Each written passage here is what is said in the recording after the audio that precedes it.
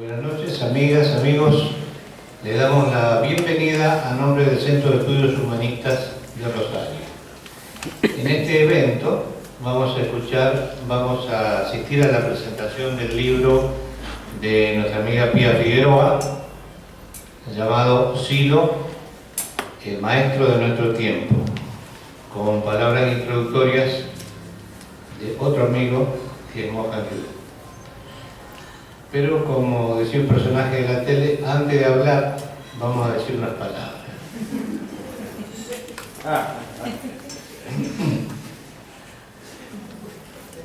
Porque me toca a mí hacer una breve síntesis de las ideas de Silo. Y para hacerlo he tomado simplemente una parte de su conferencia dada en Punta de Vacas en el año 1999, cuando se celebraron los 30 años del hito considerado como fundación del movimiento humanista. Entonces, en esa ocasión, Silo dijo lo siguiente: simplificando al máximo las propuestas más generales de este movimiento, podríamos decir que este propicia primeramente la ubicación del ser humano como valor y preocupación central, de tal modo que nada esté por encima del ser humano, ni que un ser humano esté por encima de otro. En segundo lugar, afirma la igualdad de todas las personas y por tanto trabaja por la superación de la simple formalidad de iguales derechos para todos, para avanzar hacia un mundo de iguales oportunidades para todos. En tercer lugar, reconoce la diversidad personal y cultural y por tanto afirma las características propias de cada pueblo, condenando toda discriminación que se realice en razón de la diferencia económica, racial, étnica y cultural. En cuarto lugar, auspicia toda tendencia al desarrollo del conocimiento por encima de las limitaciones impuestas al pensamiento por prejuicios aceptados como verdades absolutas o inmutables.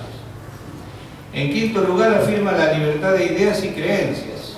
Y por último, repudia toda forma de violencia, entendiendo no solamente a la violencia física como único factor, sino a la violencia económica, a la violencia racial, a la violencia religiosa, a la violencia moral y psicológica como casos cotidianos arraigados en todas las regiones del planeta.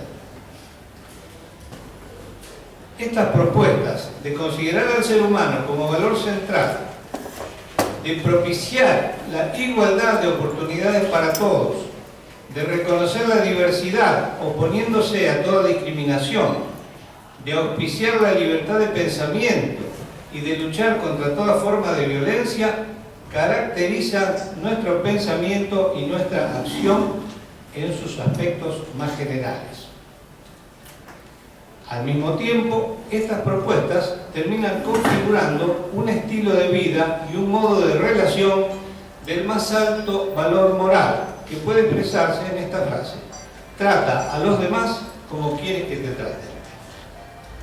Por último, se debe destacar como determinante de nuestro comportamiento la participación en todos los campos, a fin de llevar adelante las propuestas antes mencionadas. Participar en las áreas de lo cultural, lo social y lo político con la mayor energía y tenacidad de que seamos capaces, va más allá de ser una recomendación de nuestro movimiento para convertirse en una necesidad de esta época crítica en que estamos viviendo. El argumento de que todo está en manos de un sistema infinitamente poderoso y violento, que el éxito pertenece a los corruptos y a los incapaces, en lugar de ser motivo de aceptación para nuestra condición de seres humillados y sometidos, debe convertirse en un estímulo fundamental para cambiar el estado de las cosas públicas.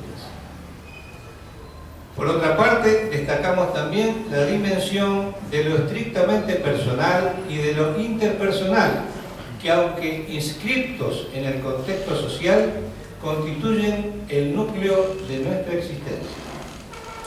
Las relaciones personales, deterioradas hoy al máximo, muestran el aumento de una violencia sorda en la que el tú y el nosotros van desapareciendo y en la que el individuo, arrojado a la soledad y el aturdimiento, no encuentra ya salidas.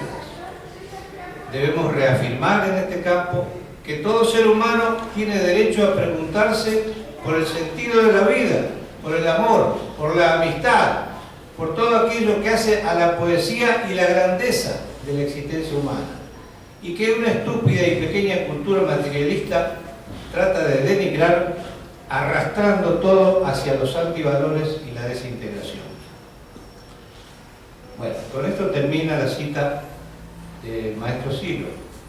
Como se ve, se trata, en síntesis, de un conjunto de ideas que, por un lado, plantean una crítica a la situación actual, pero por otro lado, señalan un camino de transformación, un camino de evolución para el ser humano, tanto en lo personal como en lo social. Bueno, entonces, dicho esto, lo vamos a dejar en la grata compañía del amigo Mohan.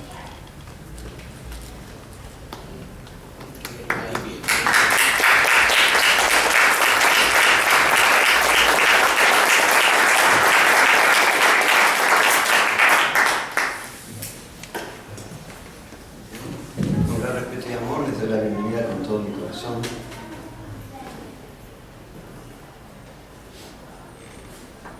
Y estamos aquí reunidos para hablar sobre el libro que ha escrito aquí Pía Figueroa, amiga de mucho instante, en la cual compartimos un café, recién ella de pie y yo sentado, no al estilo napolitano. Y acá el prólogo de este libro es interesantísimo. Con ustedes les da la pauta de lo que trae el libro, con que lean nada más que el prólogo. La experiencia que ha tenido Pía a través del encuentro con su maestro. Tener un maestro en este mundo es una gran fortuna. En el libro aquí dice el maestro de nuestro tiempo. Este tiempo que es muy personal, es el tiempo que les toca vivir a cada uno. Pía ha encontrado en ese momento a su maestro. Silo ha sido, yo lo he conocido a Silo de alguna manera a través de otro amigo, quien estuve siendo de carcelero. Así me contaron ayer y era cierto, pero no lo había visto así. A través de Daniel León. Y les cuento brevemente este caso interesante, esta anécdota.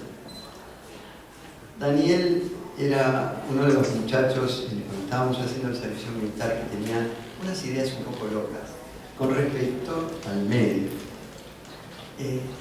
Todos lo miraban, todos charlaban con él, pero tenía un pensamiento muy particular, con el cual yo me llevaba muy bien. En el momento que lo pusieron preso, él estaba haciendo el servicio militar y lo cerraron ahí mismo el servicio militar. En el momento en que lo pusieron preso, a mí me dio mucha pena, porque no podía comprender cómo es que podían encerrar a una persona como él en esos tiempos. Y bueno, me tocó hacerle guardia, y en algún momento de la guardia, cuando él, no sé si se acordará, en algún momento de la guardia, cuando lo dejaban salir, ahí al banquito que estaba fuera de la entrada, estaban las carcelitas, cuando lo dejaban salir, entonces ahí charlaba yo con él. Los otros muchachos se escapaban de esa situación, o sea, no querían charlar con él porque si no se involucraban, pero a mí no me importaba.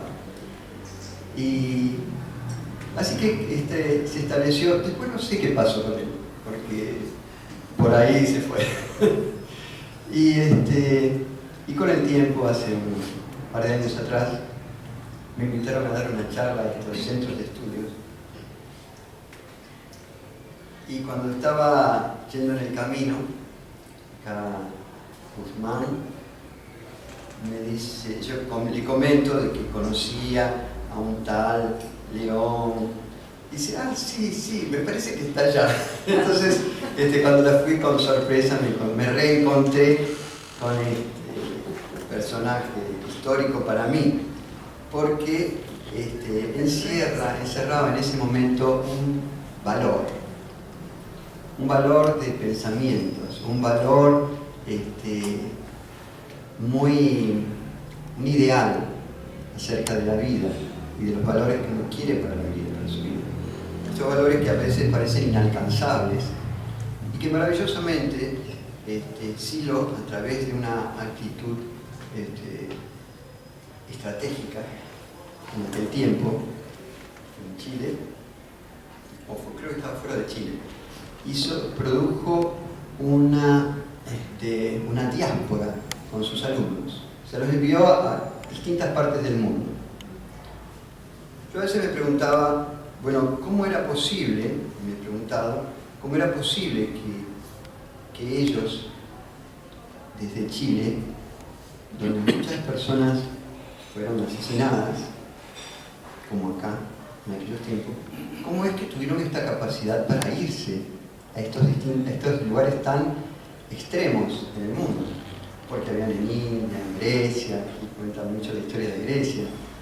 Y bueno, porque evidentemente en aquellos tiempos los que tuvieron contacto bastante con él fueron una clase muy pensante, una clase que tenía acceso a esa capacidad económica.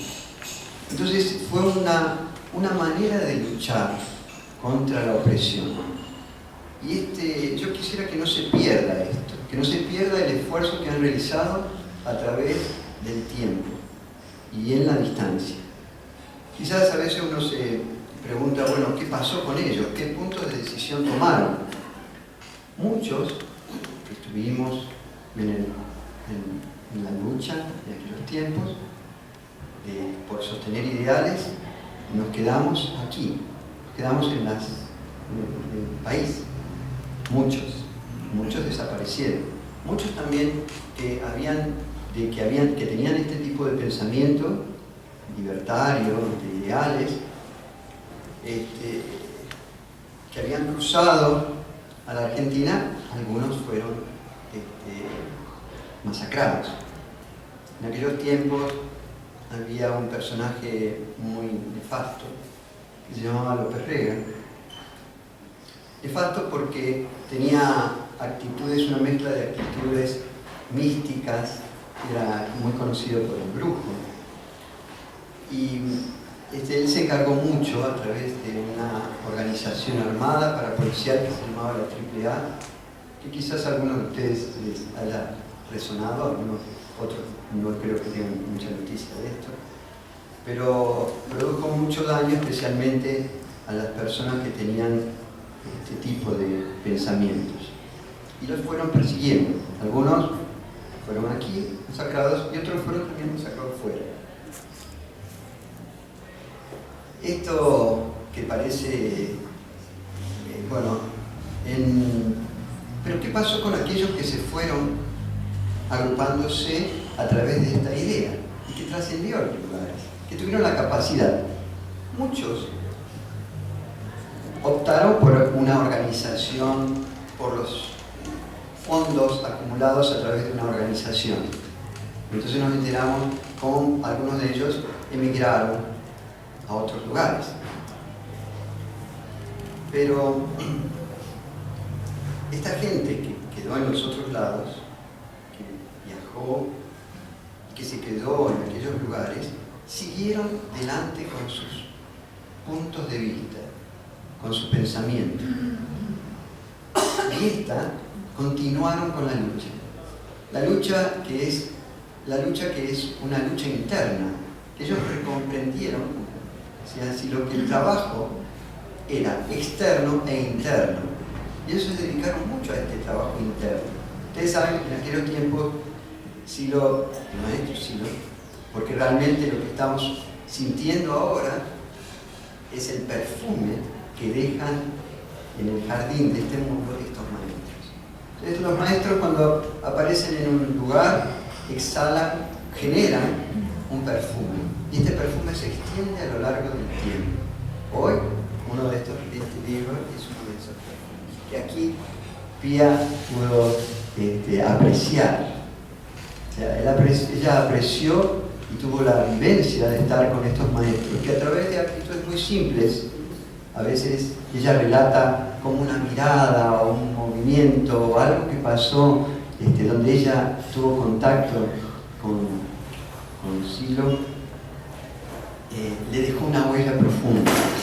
O sea, estos momentos que parecen vanos para algunos, para ella le dejó una huella muy profunda. ¿Por qué? Porque porque Silo fue el maestro para su vida en su tiempo, sigue siendo. Porque cuando un maestro se muere, se disuelve en el corazón de las personas que lo aman, que lo han amado. Esto ocurre también para todos los seres queridos. Así que Silo está vivo a través de esta charla, vive en estas palabras, en las que dijo aquí Daniel, y que están muy vivas en este momento en mí. O sea,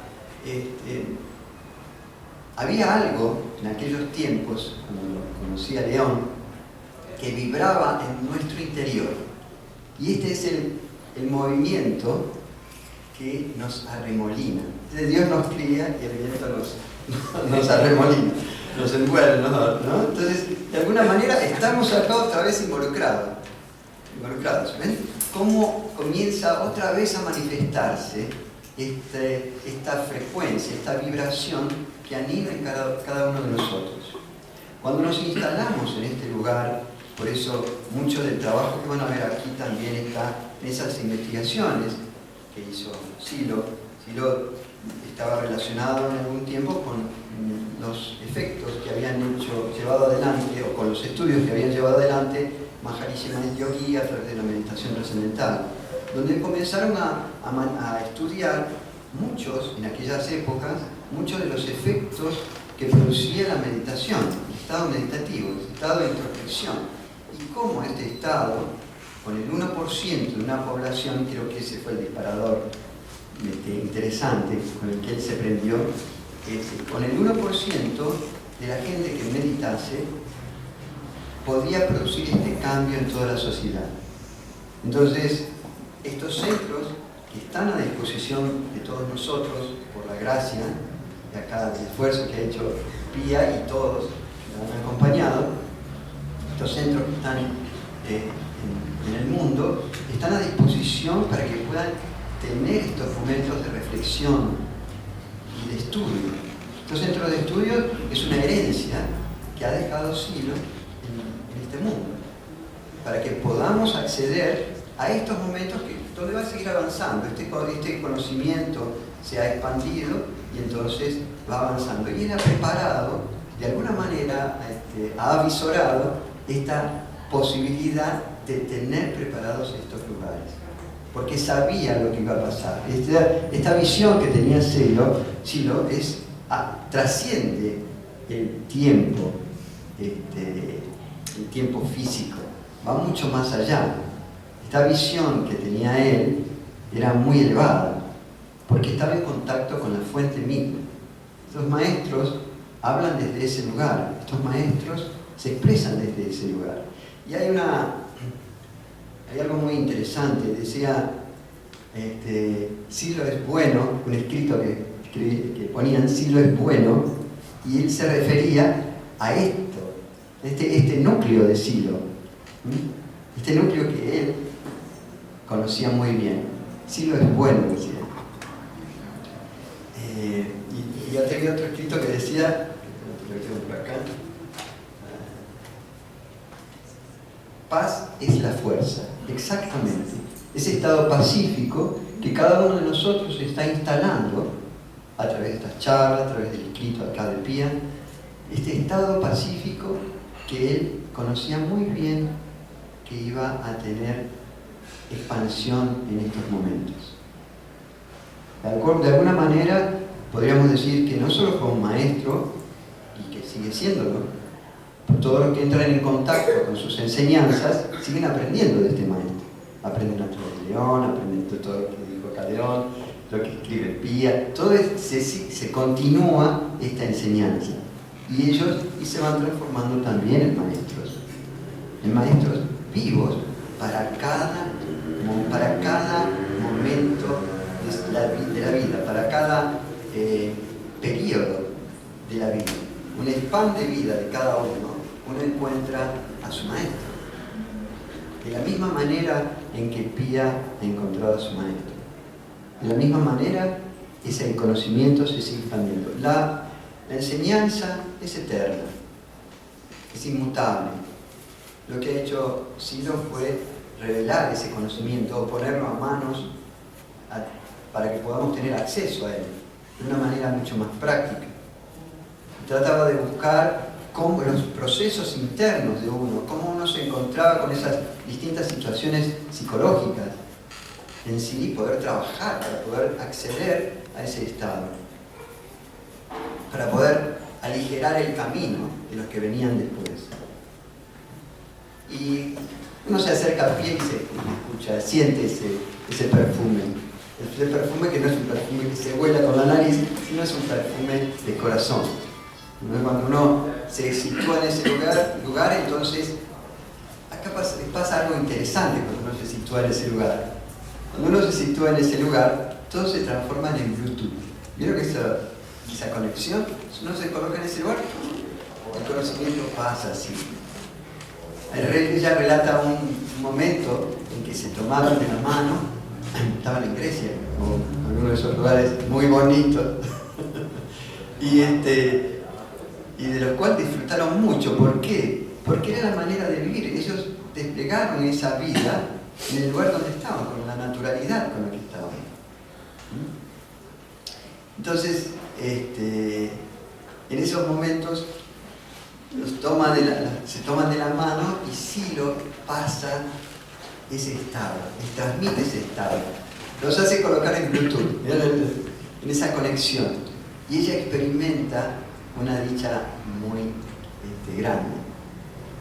En estas tradiciones con las que estoy conectado, con las que estuve conectado, mi maestro, le llaman Shaktipat, ese despertar de energía, ese avivarse, esa energía que los lleva hacia ese mismo estado. Es un proceso natural, es lo que nos ocurre. Nosotros no estamos aquí de casualidad. Yo no estoy aquí de casualidad. Por eso les transmito esto que he podido apenas apreciar ahí en el libro que escribió Pía, y porque me siento muy identificado con el trabajo que ellos han hecho y que siguen haciendo.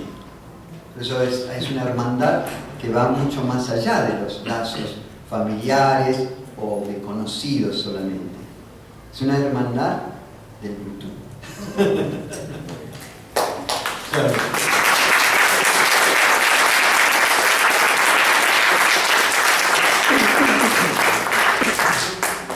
Lean el libro y espero no ser más carcelero, sino más liberador de aquí de Daniel. Y ahora, me gustaría que ahora se pida. Sí,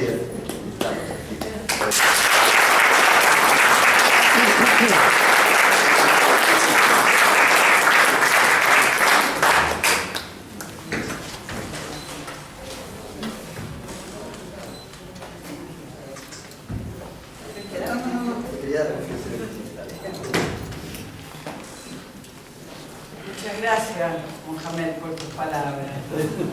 Muchas gracias, Daniel, por las tuyas, que son una memoria extraordinaria de un momento que muchos vivimos. Muchas gracias a los amigos del Centro de Estudios por haber organizado esta tarde, porque han hecho varias cosas. Hoy día hemos hecho una cantidad de entrevistas y de prensa que alguien consiguió.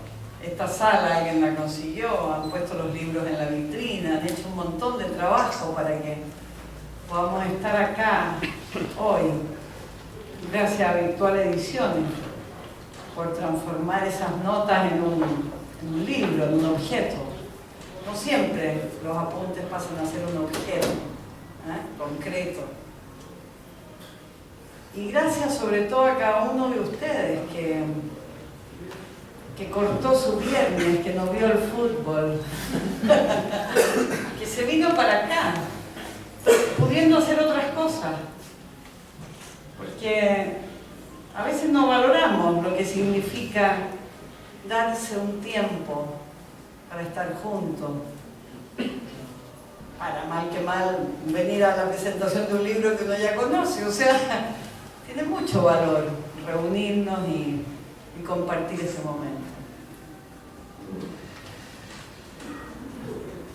Es, como decía Mohamed, este libro es un libro testimonial que reúne 40 relatos, ¿no?, para mostrar la figura de Silo desde distintas perspectivas, describiendo cómo era él en diferentes situaciones, a fin de que quienes no tuvieron la oportunidad de conocerlo puedan comprender, más o menos, acercarse a comprender lo que fue la experiencia de compartir su tiempo. Porque en realidad, tal como tú decías, Mohamed, han sido muy pocos los maestros de la historia. Muy pocos. No es normal encontrar un maestro. Y ellos surgen en momentos muy especiales. Sus contemporáneos no siempre se dan cuenta ante quienes están, aun cuando vivan en su época y estén en su mismo país natal. Muchos, entonces, compartiendo ese espacio y ese tiempo, no han tenido la oportunidad de acceder a sus enseñanzas. Y es para ellos a quienes ponemos a disposición este libro testimonial a fin de que le pueda aportar algo de la atmósfera que vivimos los que sí lo conocimos, que es algo difícil de transmitir, pero es parte de su enseñanza. No son solo su cuerpo fundamental de ideas, sino también esa atmósfera. Eso es lo que tratamos de hacer con este libro, que no solo se refiere a Silo como maestro, sino también, obviamente, a su tiempo, a nuestro tiempo. Entonces yo quisiera ahora, esta tarde, hacer alguna reflexión sobre eso que llamamos nuestro tiempo, que no está en el libro, ¿no? Pero ¿qué es nuestro tiempo? Este tiempo presente, actual, de hoy, global, globalizado, decididamente un tiempo globalizado y servil ante esa suerte de valor fundamental que ha llegado a ser hoy el dinero, que se concentra codiciosamente cada vez en menos manos, no gracias al trabajo, sino que a la especulación, que va marginando, excluyendo, postergando a tanta gente, que va hundiendo incluso a los países y a los pueblos que fueran los más desarrollados, a los pueblos del Mediterráneo.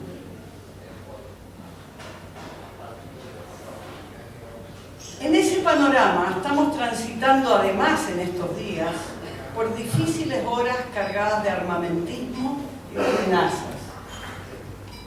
Es un tiempo oscuro, estrecho, fragmentado, tremendamente individualista. Tal vez sea la manifestación de un sufrimiento que como humanidad arrastramos desde el fin de las ideologías, del estancamiento de la filosofía, la infertilidad de las artes, el desgaste de una moral apegada a tablas y a dogmas. Tal vez se deba a que lo que está bien y lo que está mal se ha ido relativizando, confundiendo y banalizando. Como el maestro decía, son los tiempos en que Dios es algo no seguro. Y lo vemos. Los desbordes sociales hoy se suceden de un lugar en otro, sin arribar a la justicia que los pueblos están reclamando. Es una época en la que anida el fracaso del futuro. Este es el escenario en el que, el contexto en el que estamos hablando de siglo hoy día. Y sin embargo, su enseñanza no nos remite a él como figura. Al contrario, nos alerta contra la dependencia psicológica y contra el fetichismo. En sus primeras palabras, que todos recordamos, su primera alocución pública, las primeras palabras que dice públicamente el 69, dice: si has venido a escuchar a un hombre de quien se supone se transmite la sabiduría, has equivocado el camino. Porque la real sabiduría no se transmite por medio de libros ni de arengas, sino que la real sabiduría está en el fondo de tu conciencia, así como el amor verdadero está en el fondo de tu corazón. Silo nos reconduce entonces hacia nosotros mismos, invitándonos a reconocer y a superar todas las distintas formas de violencia, a reconciliar para ganar en libertad, a tratar a los demás como queremos ser tratados y a descubrir las señales de lo innombrable, abriendo un nuevo horizonte espiritual. Sabemos, ¿no es cierto?, que no es la espiritualidad de la superstición ni la espiritualidad de la intolerancia. Es la espiritualidad que despierta de su profundo sueño para nutrir a los seres humanos en sus mejores aspiraciones, en la certeza de que ella aporta la inspiración con la que se puede levantar la mirada más allá de estos difíciles momentos presentes y abrir el futuro. Ese es el rol a nivel del maestro. Es una voz adelantada, capaz de comunicar su experiencia y de exhortarnos a hacer nuestro propio aporte al proceso humano, a ser coherentes, colaborando a fin de que las condiciones sociales e históricas avancen y puedan ser más favorables. Que se pueda algún día avisorar esa nación humana universal que no excluya, no discrimine ni violente a nadie. En que el progreso llegue algún día a ser de todos y para todos. Estos son, a mi ver, los desafíos que tiene nuestro tiempo. Un gran tiempo del que depende el mañana. Gracias. Muchas gracias.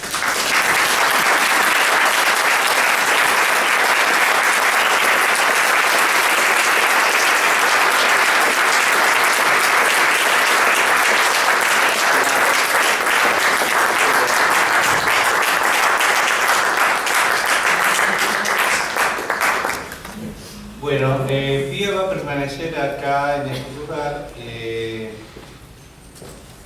filmando libros y respondiendo las preguntas que puedan tener. Así queda esto. Muchas gracias. ¿Dónde se puede activar?